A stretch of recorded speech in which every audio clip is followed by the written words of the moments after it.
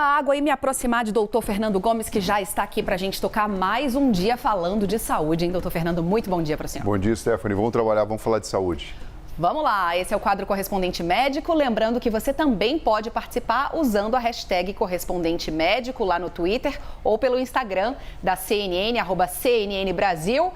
Vamos juntos, é muita dúvida que chega por aqui, a gente está atento, vai tentando responder a todas, né, doutor Fernando? E o tema de hoje é um tema bem curioso, hein? Hepatite infantil, olha isso. A OMS está investigando 74 casos de hepatite infantil aguda lá no Reino Unido, entre crianças de 1 a 10 anos de idade. Outros países da Europa e também os Estados Unidos registraram casos de hepatite aguda. Das 74 crianças britânicas, 6 precisaram passar por transplante de fígado. Até o momento não há registro, ainda bem, de nenhuma morte entre essas crianças. De acordo com a Organização Mundial de Saúde, os testes laboratoriais descartam as hepatites A, B, C, D e E. 5 tipos de hepatite, portanto, já descartadas. Agora vão ser feitos mais testes para tentar descobrir a origem dessa nova doença. A OMS também informou que várias dessas crianças contaminadas já tinham contraído a Covid-19. Portanto, a OMS está considerando a hipótese de que exista alguma relação entre a hepatite e a Covid-19. Primeiro, doutor Fernando, vamos tentar entender quais são as principais características da hepatite e como é que essas crianças podem, né? Claro que a gente está aqui especulando, a gente não tem nenhuma informação científica ainda, mas como elas podem ter contraído essa hepatite aguda?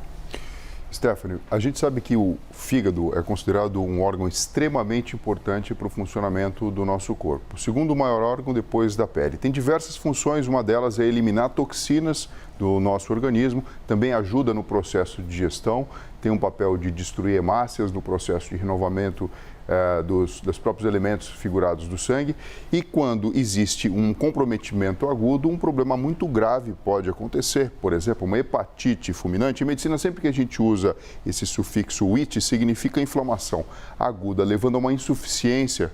Pode ser necessário o transplante do órgão para, de alguma forma, tratar essa pessoa. Porque diferente, por exemplo, dos rins, que eu posso fazer uma hemodiálise, o fígado não existe condição, e problemas graves relacionados com a própria coagulação, com o aumento da pressão intracraniana e outras coisas podem acontecer. Via de regra, os sintomas de hepatite são pele amarelada, não só a pele, mas os olhos também, a região da esclera, por acúmulo de bilirrubina, diarreia, mostrando aqui a alteração do processo de digestão, porque a bile tem um papel importantíssimo na dissolução das gorduras, principalmente, e dor abdominal. Lembrando que o fígado fica na região direita do abdômen, na parte superior, e quando inflamado ele pode aumentar de tamanho, a sua cápsula distendendo, pode provocar bastante dor. As possíveis causas.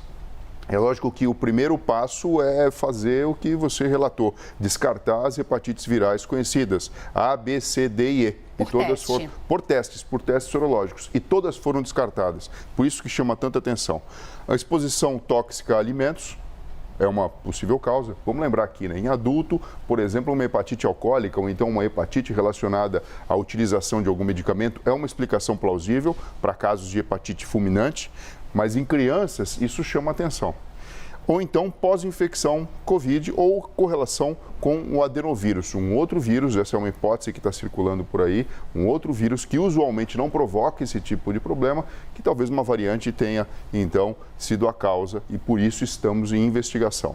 Vamos falar então desses dois assuntos aqui. Primeiro, pós-infecção pela Covid-19, né? Exatamente o que a OMS está investigando, né? Se existe alguma relação dessa hepatite aguda com a Covid-19. Que relação poderia ser essa, doutor Fernando? Bom, a primeira relação direta seria um papel do próprio coronavírus atacando o fígado. Essas crianças tiveram em comum o fato de terem apresentado a infecção pelo vírus.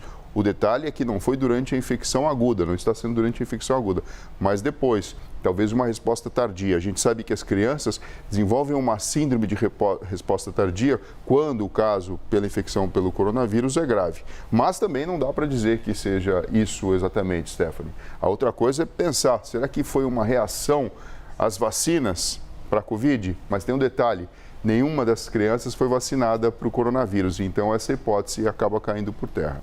Agora vamos falar aqui do adenovírus, né? É raro que pessoas contraiam hepatite através desse tipo de vírus. O que é exatamente o adenovírus? Não é. O adenovírus está muito presente nas transmissões de infecções respiratórias, por exemplo, gripes, resfriados. Eles podem ser causados por isso, provocando febre, provocando congestão, provocando mal-estar.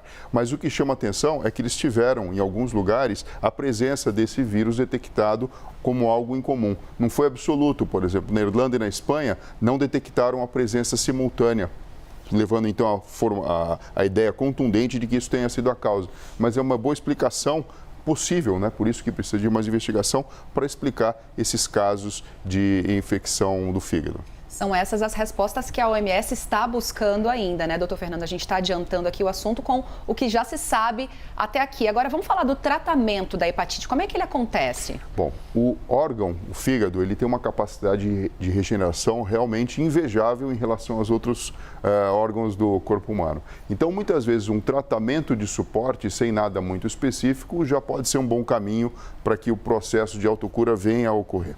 Dependendo do tipo de hepatite, e a gente falou das clássicas virais, existe um tratamento, pode existir um tratamento específico. Mas enquanto você não sabe exatamente qual é a causa, o suporte basicamente acaba sendo o que deve ser feito. Isso, eu quero dizer o quê? O tratamento com o paciente internado, muitas vezes dentro de uma terapia intensiva, para verificar a evolução do próprio funcionamento do órgão no decorrer do tempo. E não tem jeito, se de alguma forma existe uma hepatite fulminante e uma falência aguda do órgão, colocando em risco a vida da pessoa, infelizmente, o tratamento cirúrgico e o transplante de fígado realizado em caráter de urgência acaba sendo necessário. Como foi o caso de 6 dessas mais de 70 crianças, né, que chegaram a precisar de um transplante. Agora, o que muda na vida da pessoa que tem hepatite? É uma doença tratável? É uma doença curável? Dá para viver com ela? Dá para viver. Se a hepatite ela for aguda e autolimitada, ou seja, a pessoa passou por um percalço, recebeu um tratamento e melhorou, ok. Por exemplo, quando a gente pega um paciente que teve uma hepatite A bem resolvida. Agora, existem infecções virais e aqui a gente não sabe ainda direito a causa, porque pode até não ter nada a ver com o adenovírus e ser alguma outra explicação, né? Já foi investigado até se existia alguma correlação com brinquedos, com algumas coisas assim. Mas se fosse, por exemplo, uma infecção por hepatite B e C, a doença pode virar crônica. E o que acontece?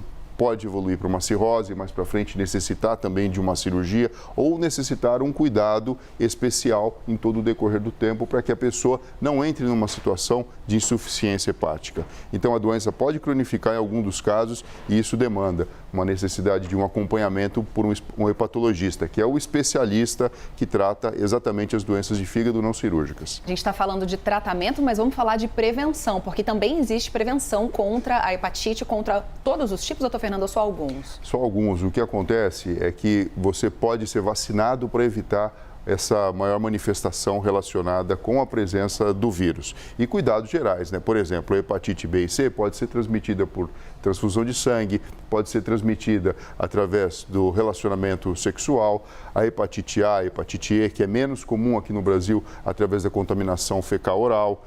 A própria questão relacionada com alimentos que não tenham sido exatamente acondicionados, estejam contaminados com o vírus. Então, prestar atenção em toda essa questão básica de higiene e também com o processo de vacinação e, obviamente, o que já é feito, né, nos bancos de sangue, é necessário para você evitar ter uma hepatite. Proteção também, né, em casos de doenças sexualmente transmissíveis. Sim, proteção, barreira. Exatamente, doutor Fernando. Agora, as crianças costumam, como é o caso, né, que a gente vem citando aqui, é mais frequente a hepatite nas crianças ou em adultos? Não, o que chama atenção é que isso se manifestou num número muito grande de crianças de repente. E isso, de fato, não é o mais comum. Se você tem uma infecção, por exemplo, por uma hepatite A numa criança, pode ser algo que seja relativamente aceitável, não vou falar comum, mas aceitável, em relação ao que a gente observa na faixa etária dos adultos. O número de crianças acometidas ao mesmo tempo em lugares específicos fez esse radar ficar aí aceso e atento para detectar se existe algum padrão ou algo que precise ser evitado ou tratado precocemente. A OMS está atenta a esses casos lá na Europa e a gente segue acompanhando por aqui também. Muito obrigada, doutor Fernando, por mais um dia. Obrigado a você, viu? Pessoal, se cuidem e até breve. Até a próxima. Este foi mais um Correspondente Médico.